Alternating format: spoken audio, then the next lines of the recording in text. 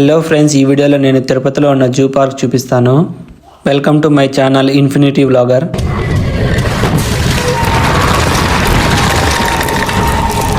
తిరుపతి తెలియని ఆంధ్ర ప్రజలైతే ఉంటారండి. తిరుపతికి చాలా విధాలుగా చేరుకోవచ్చు. ట్రైన్లో, అదేవిధంగా రేణిగుంట ఎయిర్పోర్ట్ కూడా ఉంది. రేణిగుంట ఎయిర్పోర్ట్ నుండి 40 మినిట్స్ టైం అయితే పడుతుంది. అదే తిరుపతి రైల్వే స్టేషన్ నుండి అయితే 8 కిలోమీటర్స్ దూరం, 20 మినిట్స్ జర్నీ అయితే పడుతుందండి. ఓకే.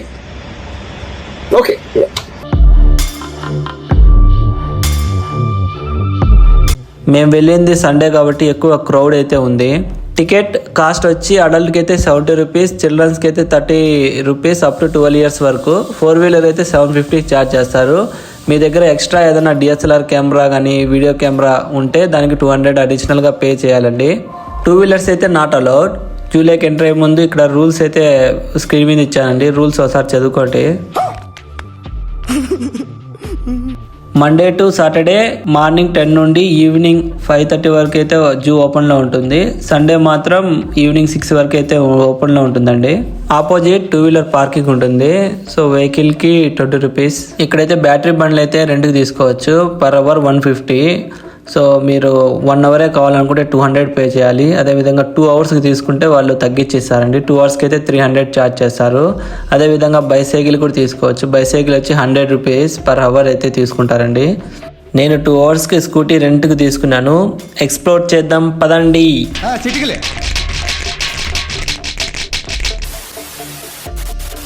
ఫస్ట్ మాకు జింకలు అయితే కనపడ్డాయి. జింకలు అయితే చాలా ఉంటాయండి. లెఫ్ట్ రైట్ బోత్ సైడ్ అయితే మీకైతే జింకలు అయితే కనిపిస్తాయి. ఇక్కడే రకరకాల జాతుల జింకలు అయితే చూసుకోవచ్చు. చిత్తడి నేళ్ల జింక, అడవి జింక, మామూలు జింక, చాలా రకాలు అయితే ఉంటాయండి.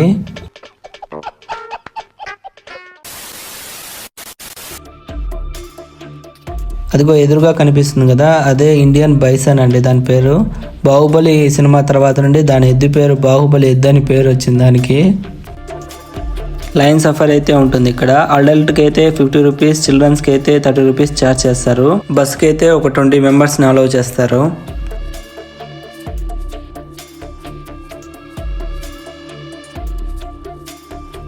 రెండు గేట్లు అయితే ఉంటాయండి. ఒక గేట్ ఎంటర్ అయిన తర్వాత ఇంకో గేట్ ఓపెన్ చేస్తారు. ఎందుకంటే సేఫ్టీ అనేది ఉండాలి కదా, అందుకని.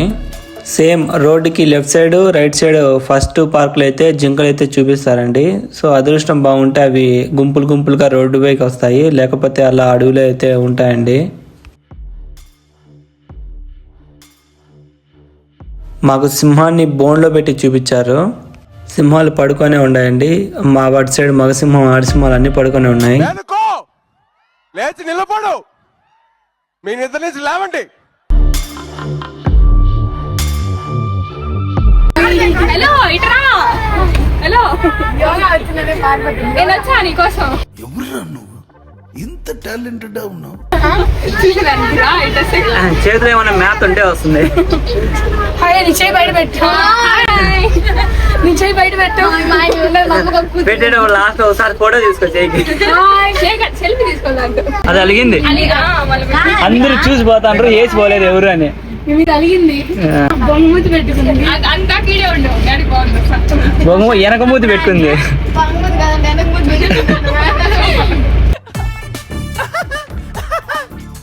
ఇలాంటి బస్ లో వెళ్తా ఉంటే టూరిస్టులు ఎవరో కూలింగ్ వాటర్ దాని మీద వేసేదంట. అది పానీ లేదంట.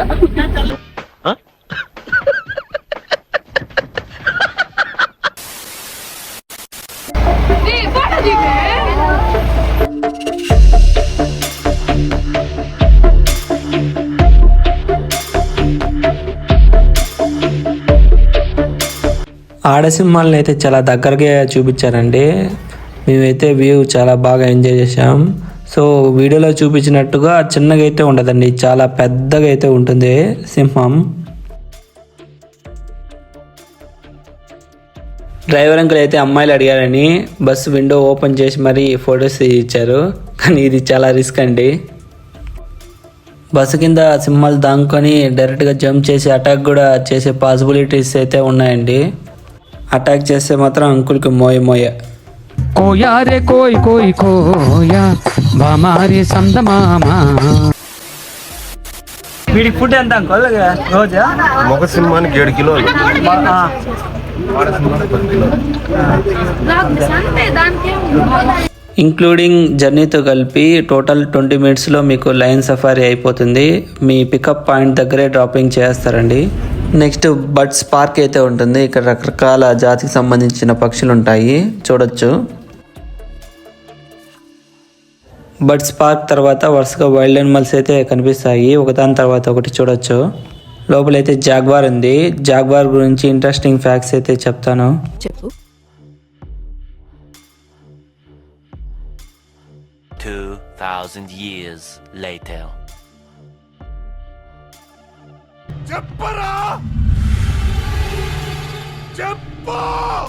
జాగ్వార్ అంటే ఒక్క దెబ్బతో చంపేదని అర్థం. ఇవి ఎక్కువగా దక్షిణ అమెరికా మరియు మధ్య అమెరికాలో కనిపిస్తాయి. నెక్స్ట్ చిరుతపులు అండి. చిరుతపులు అంటే మనకు గుర్తొచ్చేది వేగం. ఇవి గంటకు 60 కిలోమీటర్ల వేగంతో అయితే ప్రయాణించగలవు. చిరుతపులు అన్నిటికీ చెట్లు ఎక్కే ఎబిలిటీ ఉంటుంది. ఇక్కడైతే అన్నీ పడుకొనే ఉన్నాయి. లే లే లే లే లే లే నా రాజా. మన జాతీయ జంతువైన పెద్ద పులి గురించి అయితే తెలుసుకుందాం. పెద్ద పులి పంజా ఒక సింహాని పంజా కన్నా ఎక్కువ పవర్ఫుల్గా ఉంటుంది. పులులు ఎప్పుడూ ఒంటరిగా జీవించడానికి ఇష్టపడతాయి. సింహాలు అయితే గుంపులు గుంపులుగా జీవించడానికి ఇష్టపడతాయి. ఇవి ఎక్కువ దట్టమైన అడవుల్లోనూ ఎక్కడైతే పచ్చదనం ఉంటుందో అక్కడ జీవించడానికి బాగా ఇష్టపడతాయి. ఇండియాలో ఎక్కువ బెంగాల్ టైగర్స్ ఉన్నాయి. పులుల జాతుల్లో ముఖ్యమైనవి Bengal tiger, Siberian tiger and Sumatran tigers ముఖ్యమైనవి. పులి గర్జన దాదాపు 3 మీటర్ల దూరం వరకు వినిపిస్తుంది. కాకపోతే ఇవి రేర్గా అరుస్తూ ఉంటాయండి. దీనికి ఇంకో ఎబిలిటీ కూడా ఉంది, రాత్రిపూట వేటాడే ఎబిలిటీ. సో దీని కళ్ళు వచ్చి నైట్ పూట మెరుస్తూ ఉంటాయండి. దానివల్ల నైట్ టైం అప్పుడు బాగా వేటాడగలుగుతాయి. ఇదే పులికి బై డిఫాల్ట్ స్విమ్మింగ్ కూడా వస్తుందండి, ఈత ఆడడం వస్తుంది. నదుల్లో చేపల్ని పట్టుకొని తింటుంది. ఈ పులులు దాదాపు 2.5 మీటర్స్ పొడవు మరియు 200 కేజీస్ వరకు బరువు పెరుగుతాయండి. దీనికి తెలివైన వేటగాడు అనే పేరు కూడా ఉంది. అదేవిధంగా ఇది చలిని తట్టుకోగలదు.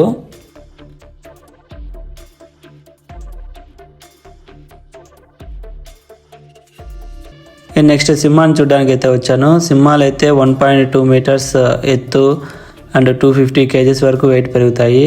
కానీ ఈ సింహానికి వయసు అయిపోయిందంట, చాలా బలహీనంగా ఉంది.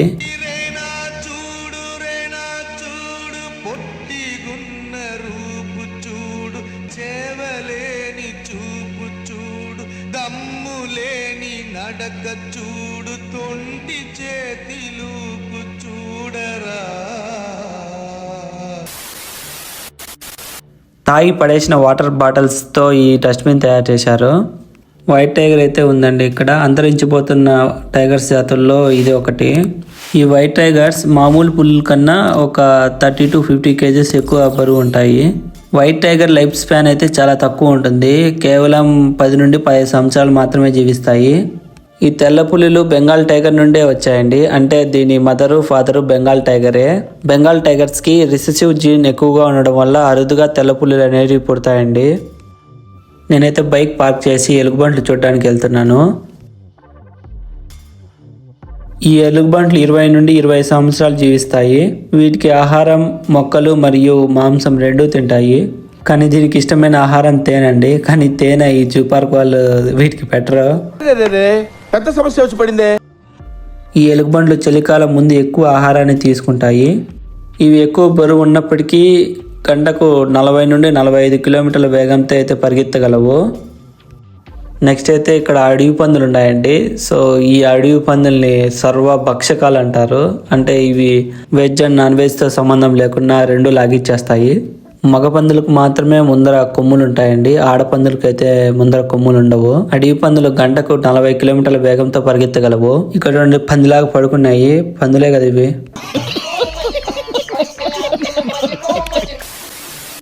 అడవి పందులకు చాలా తెలివి ఎక్కువ. చూడండి, ఇది కెమెరా చూసి అది స్టిల్ ఇస్తుంది. ఈ అడవి పందులకు చాలా తెలివి ఉంటుంది. ఇది ప్రమాదాన్ని ముందుగానే పసిగట్టి ఆ ప్రమాదం నుండి దూరంగా వెళ్ళిపోతాయి. ఈ అడవి పందులు 10-12 సంవత్సరాలు బతుకుతాయండి. ఇది కుళ్ళిపోయిన మాంసం తినడంలోనూ పక్కోని మాంసం దొంగలించడంలో ఇది ముందుగా ఉంటుంది. దీనికి ఎక్కువ ఆసక్తి. ఈ అడవి పందికి అయితే దెబ్బ తగిలింది. ఇది ఖచ్చితంగా వేరే మగ అడవి పంది వచ్చి దీన్ని కడుపు మీద గుద్దింటుంది కూరలతో. ఆ మార్క్ అయితే అలా కనిపిస్తుంది. నెక్స్ట్ అయితే కొండచిలువ చూడడానికి వెళ్తున్నాము. కొండచిలువ అడవిలో అయితే 25 సంవత్సరాలు అండ్ జూ పార్క్లో అయితే 30 సంవత్సరాల వరకు జీవిస్తుంది. ఈ కొండచిలువ సుమారు 40 గుడ్లు పెట్టగలవు. సో వీటి పొదిగే కాలం 26 రోజుల నుండి 90 రోజుల వరకు ఉంటుంది. లెఫ్ట్ సైడ్ బటర్ఫ్లై పార్క్ అయితే ఉంది, కానీ అక్కడ బటర్ఫ్లైలు అయితే లేవండి.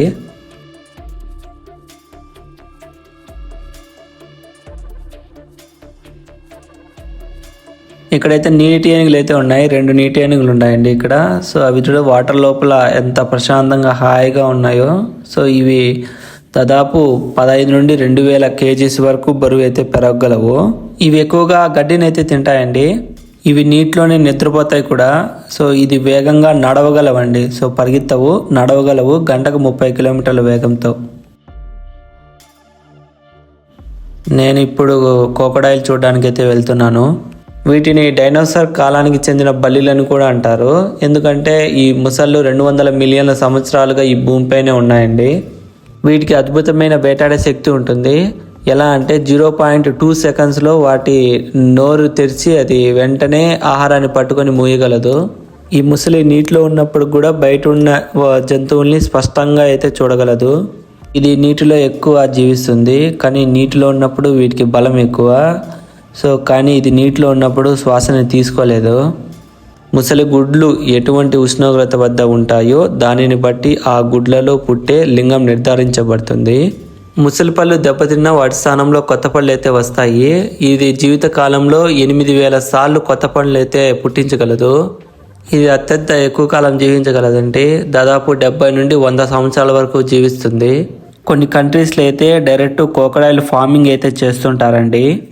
క్రోకోడైల్ చర్మం చాలా దృఢంగా ఉంటుంది. సో అందువల్ల క్రోకోడైల్ చర్మాన్ని ఉపయోగించి బిజినెస్ చేసుకుంటారు.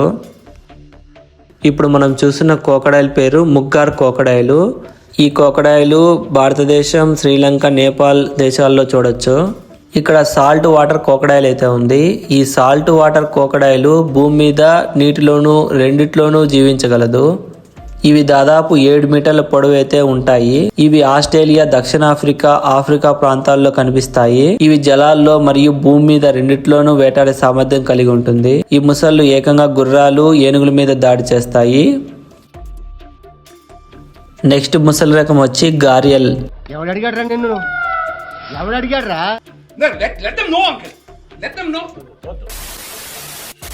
సో ఇది భారతదేశం మరియు నేపాల్ నదుల్లో కనిపిస్తాయి. ఇవి సన్నని మరియు పొడవైన ముక్కుతో కలిగి ఉంటాయండి. సో ఈ పొడవాటి ముక్కు వల్ల చేపలు పట్టడంలో వీటికి చాలా ఉపయోగపడుతుంది ఈ సన్నని ముక్కు. నెక్స్ట్ ఇక్కడే ఈముకోడికి వెళ్ళే దారి ఉంటుంది. సో ఈముకోడి గురించి తెలుసుకుందాం. ఈముకోడి ప్రపంచంలో అతి 2వ పెద్ద పక్షి. ఇది దాదాపు 5 నుండి 6 అడుగుల పొడవు అయితే పెరగగలదు. ఇది దాదాపు 50 km/h వేగంతో పరిగెత్తగలదు. దానికి కారణం వీటికి బలమైన కాళ్ళు ఉండడమే. ఈ ఈముకోళ్ళు తన శరీరాన్ని శుభ్రంగా ఉంచుకోవడానికి దుమ్ములో స్నానం అయితే చేస్తాయి. సో వాటి వల్ల వాటి చర్మం ఆరోగ్యంగా ఉంటుంది. రెక్కలున్న ఎగరలేని పక్షులు. ఇవి కేవలం భూమిపై మాత్రమే జీవించగలదు. ఈముకోడి గుడ్డు బరువు దాదాపు 1/2 కిలో అయితే ఉంటుంది. ఇవి దాదాపు 10 నుండి 20 సంవత్సరాలు జీవిస్తాయి. ఇక్కడే నెక్స్ట్ ఎలిఫెంట్ వ్యూ పాయింట్ అయితే ఉంటుంది. ముందైతే ఎలిఫెంట్లు అయితే ఓపెన్గా ఉన్నాయి. రీసెంట్గా ఈ కంచె అయితే వేశారు. ఇవి భూమిపై ఉన్న అతిపెద్ద జీవులండి. సో ఇది దాదాపు 3 నుండి 5 టన్నుల బరువు వరకు ఉంటుంది. ఒక్క ఏనుగు దాదాపు 150 కిలోల పచ్చి ఆహారం అయితే తీసుకుంటుంది. అదేవిధంగా 50 గలాన్ల నీళ్ళని అయితే తాగలదు. ఈ ఏనుగులు పూర్తిగా పెద్దవిగా మారడానికి దాదాపు 20 సంవత్సరాల టైం అయితే పడుతుందండి. ఏనుగు ప్రెగ్నెన్సీ టైంలో 22 నెలలు పిల్లను గర్భంలో అయితే మోస్తుందండి. పుట్టే పిల్ల ఏనుగు సుమారు 90 నుండి 120 కిలోల బరువు అయితే ఉంటుంది. ఏనుగులు స్నేహపూర్వకంగా ఉంటాయి. అదేవిధంగా జ్ఞాపక శక్తి కూడా చాలా ఉంటుంది ఏనుగులకి. ఇక్కడ అడవి జాతి కోతులు అయితే ఉన్నాయండి. సో అవి తినేసి పడుకొని అట్లాడుకొని మళ్ళీ పడుకుంటాయి. ఇక చూసు జాగ్రత్త, చదువుకుంటే బాగుంటాం. మనం ఎందుకున్నామని కాదు, ఏదైనా నేర్చుకోవాలి, కష్టపడాలి. అలా తినేసి కూర్చుంటే ఏటి వస్తుంది చెప్పు? అంతే అండి. సో పార్క్ నుండి బయట వచ్చేసి రెస్టారెంట్కి అయితే ఫుడ్ కోసం వచ్చేసాము. Thanks for watching. Please like and subscribe my channel. Next వీడియోలో కలుసుకుందాం.